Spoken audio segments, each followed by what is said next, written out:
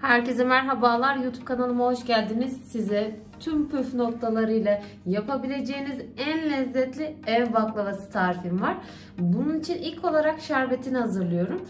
5,5 su bardağı toz şekeri tencereye alalım.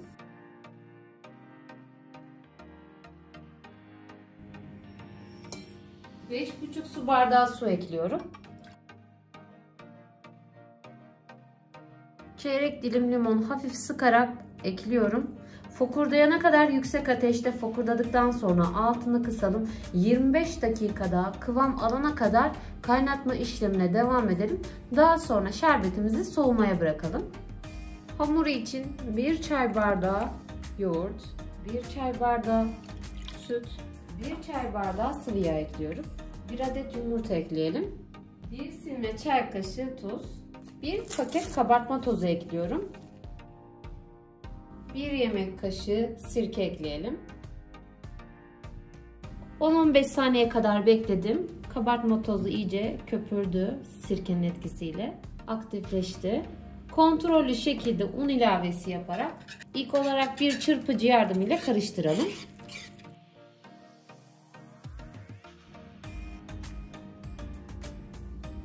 Yoğuralım.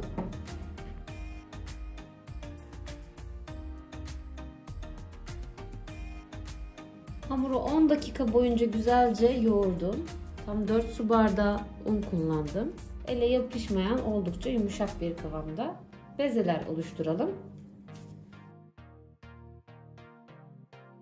60 küçük beze oluşturuyorum.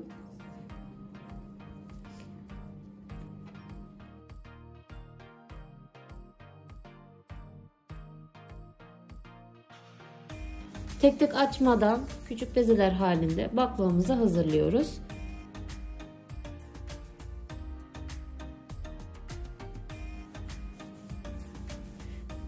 Minik minik bezeler oluşturalım. 60 küçük beze artı 1 adet limon büyüklüğünde bir beze oluşturdum. Bunu en üstünde kullanacağım. En başta yaptığım bezelerden başlayarak açmaya başlıyorum. Yine açarken aralarında nişasta kullanacağım. Bu aşamada buğday nişastası kullanmaya dikkat ediyorum. Tatlı tabağı büyüklüğünde hamuru açıyorum.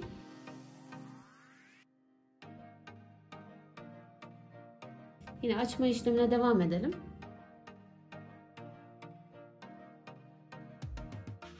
Aralarında bol bir şekilde nişasta ekleyelim. Altılı olacak şekilde hamurlarımızı oluşturalım.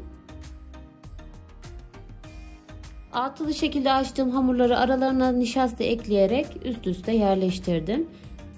En üstüne nişasta eklemedim. Kenara alıyorum. Aynı şekilde tüm bezeler bitene kadar bu işleme devam edelim.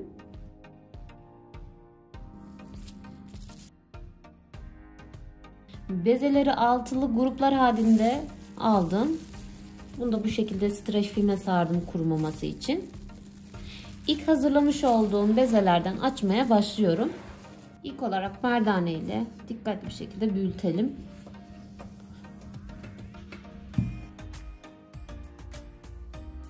Oklavayla büyütme işlemine devam ediyorum. Bir kenarından dikkatli bir şekilde hamuru sarıyorum. Hafif hafif elimle bastırarak hamuru büyütelim.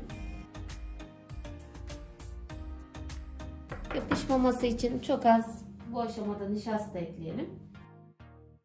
Açma işlemine devam ediyorum.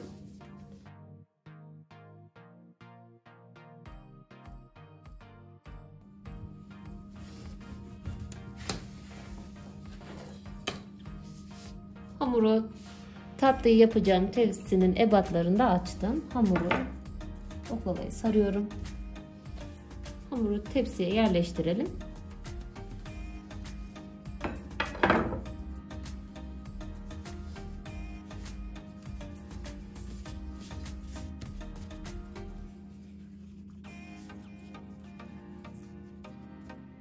Bu aşamada 500 gram ne çok iri ne de çok ince şekilde çekilmiş cevizim var.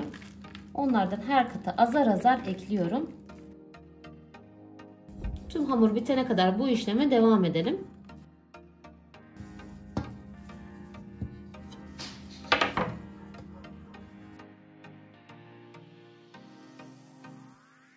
Bu aşamaya kadar merdane ile açtım hamuru. Hiç oklava kullanmadım.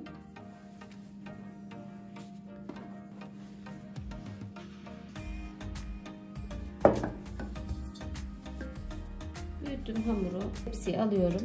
Bu aşamaya kadar hamurun yarısını açtım. Biraz fazla ekliyorum tam ortasına cevizi. Yine üstüne de aynı şekilde açma işlemine devam edelim. Son 6 tane bezeyi, üst üste bezeyi açtım. Üzerine yerleştiriyorum. Bu aşamada ceviz eklemiyorum. Biraz nişastayla açalım. Açmış olduğum bezeyi de üzerine yerleştiriyorum. Tam tepsi büyüklüğünde açtım. Baklavanın üzeri için 150 gram tereyağı, 1 çay bardağı sıvı yağını eritelim. Baklavanın kenar kısımlarını bıçak yardımıyla içe doğru kıvırıyorum. Dilimlere ayıralım.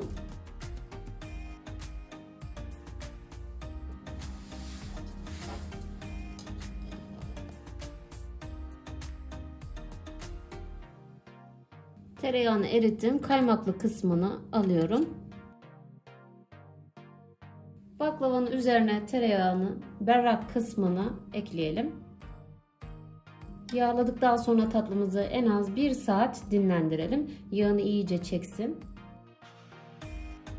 Önceden ısıtılmış 170 derecede kontrollü şekilde 1 saat pişirelim. Daha sonra 150 dereceye getirip 45 dakika ağır ağır tamamen gevremesi için pişirme işlemine devam edelim. Baklava nar gibi kızardı. Şu an tamamen soğuk durumda. Tamamen soğudu. Şerbetimiz de tamamen soğuk durumda. Şerbetimiz kıvamlı. Evet, baklavanın üzerine şerbeti ekliyorum.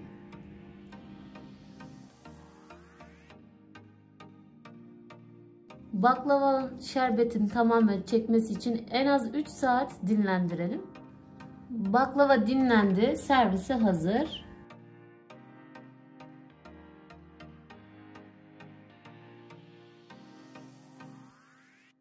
Hemen servis tabağına alıyorum. Aşırı lezzetli, muhteşem bu tarifi sevdiklerinize gönül rahatlığıyla yapabilirsiniz. Hemen dokusuna da bakalım.